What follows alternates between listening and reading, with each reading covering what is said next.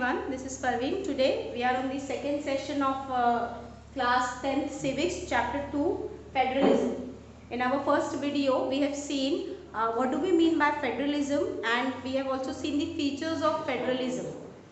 Before starting with this session, let us revise what we have learned in our last video. Federalism means, as we have seen, or as I have told you in our last video, that federalism means there is a division of power, or you can say power sharing in the government. Whatever government we are having a power sharing. We have seen that there is a sets of government. Like when we take an example of India, we are having three tier of government, that is union, that is central government, state government and local government. Power is divided between these three tiers of government.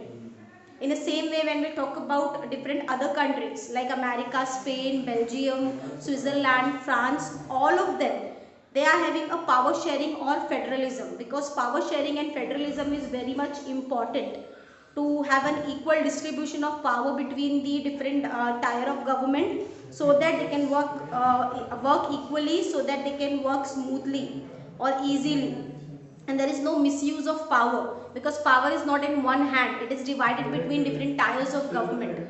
That is called as federalism. Now when we talk about federalism, we can say that there are two types of federalism, there are two types of power sharing. And in today's world, when we talk about the modern world, there are different countries who follows different kinds of federalism. They divide the power, they share the power, but in a different way. So when we combine together, we can say that federalism is of two types. There are two types of federalism. First one is coming together federalism or federation. Second one is holding together federation. Now, what is coming together federation and what is holding together federation? See, it can come for the differentiate between in your exam. The question can be asked, differentiate between coming together federation or holding together federation. That is why I have done this. So you can differentiate easily. So when we talk about coming together federation, you can say that it means independent states come together to form a bigger government. Whereas holding together federation means large country decides to divide its power between central and state government. So what is the difference between these two? Coming together federation means when there are different countries, and those different countries, they come together and they make a same law for themselves. They make a same principles, they make a same provisions to running their countries for themselves, and they divide power between each of them, which is called as independent states come together to form a bigger government. That means 2 or 3 states, or you can say 2 or 3 countries come together and they make one federation. They make one group to run their country, and they make laws and provisions for their country together, and independently they enjoy powers in their states or in their countries. But when they talk about the decisions, they come together and take common decisions in all the matters of their country. Like you can take an example of third world. When we say about the third world is an example of coming together federation, where many states, they come together, they make one federation, they make one group, and that group decides the authority or powers of each country. That group decides that group take common decisions in different matters of these different countries. They come together and they take the decisions. That is called as coming together federation, in which independent states come together and they form a bigger government. And why they are doing so? Because it increases the power which they have.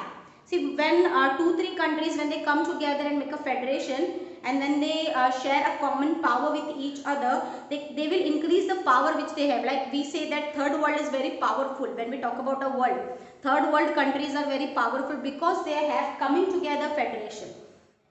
It is not one country, it is a federation. Understand? That is why we say that coming together federation is beneficial when we talk about increasing the power. And states have equal rights and powers. All the states which are there in that particular federation and in that group, they share the common power and common authority in each state or with each other. They have common authority and power in their own country and with the other country also. Like that, everyone is having equal power to share, equal authority to share. There is no inequality.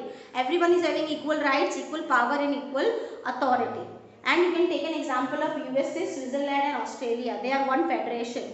They are the example of coming together federation. Because these three countries, they come together and they make a federation to rule the country, to function on their own country. And each of them is having their own power to enjoy. But when it is a question of taking decisions and making rules and laws, they come together and take a single or common decisions. So it is called as coming together federation. Now in holding together federation, large country decides to divide its power between central and state government. Like India. India has divided its government into three levels. That is central level, state level and local level. We are having levels of government. Top layer we are having central government, second we have state government and third we are having local government. In holding together government, unequal powers, there is unequal power distribution. Central government is having more power than state government and state government is having more power than local government. Central government controls local government and state government works independently, you can say. So over here we can say that powers has not been divided equally. There is an unequal distribution of power amongst the union government, state government and local government. And one more advantage we can say of the holding together federation is that constitution guarantees the powers of different tiers of government. But over here in coming together federation, there is no guarantee of power.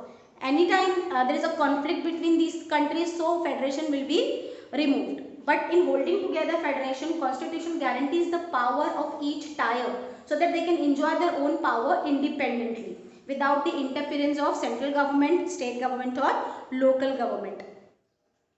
And the best example which we can give for the holding together federation is India and Spain. India and Spain is having holding together federation. So I hope you have understand coming together federation and holding together federation. Coming together federation means independent states come together to make a big government, to increase their power. And holding together federation means a large country divide itself into a different levels of government so that government can run smoothly or equally or fairly, you can say. Now moving further, as we live in India, it is very compulsory to learn or to study that how India practiced federalism or how we are dividing powers into a different tiers of government, how it works. So our next topic is what makes India a federal country. When we say that India is a federal country, so why we are saying that? What is the reason behind that? Now we will see all those reasons which implies or which shows us that India is a federal country. This is the first part of this particular topic. Second part we will discuss in next session. So this is the first part, what makes India a federal country. So now when we are talking about India as a federal country, very first thing, when India declares itself when we got independence on 15th August 1947, we declare ourselves as a democratic country. After that we make our own constitution, and on 26 January 1950 we declare ourselves as a republic country, and India becomes a republican country, or you can say we become a democratic republican country. Now this shows that India follows the federal system. Now in Indian Constitution declares India as a union of states. That means we are having one union, one country in which we have different states. And as we know that in India we are having unity in diversity. That means different states are there, different languages are there, different religions are there. People are different in respect of their religion, in respect of their caste, and in respect of they live in different states. They have different ideas, they have different culture, they have different language to speak.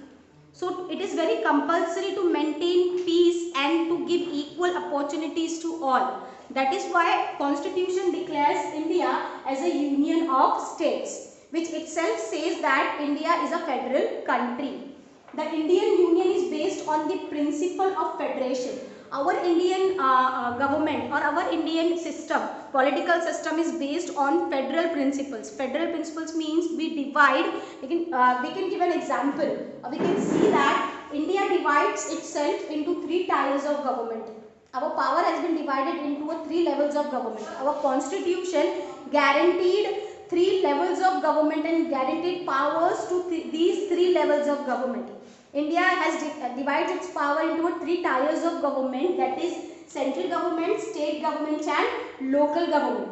Central government for the whole country, state government for each state so that there is regional equality, and local government for each local area or each district, because it is not possible for central and state government to go on a local level, because of which there is a local government in each locality or in each area, so that there was a smooth running of power. So there is a smooth running of a country. So this is the first proof which says that India is a federal country. We are having 3 levels of government or 3 tiers of government, that is central government, state government and local government. And each of these tiers has its own power. Constitution guarantees them their own power to enjoy, so that no one can interfere. But central government is having an authority on local government. Now moving further, we can also say that India divides its affairs into 3 different lists. And these 3 different lists is having under the control of these 2 tiers of the government, which shows that India is a federal country. We are having 3 lists of different affairs in India, that is union list, state list and concurrent list. State list includes subject of national importance, all the subject which has a national importance. Those subjects or those affairs or matters includes in union list.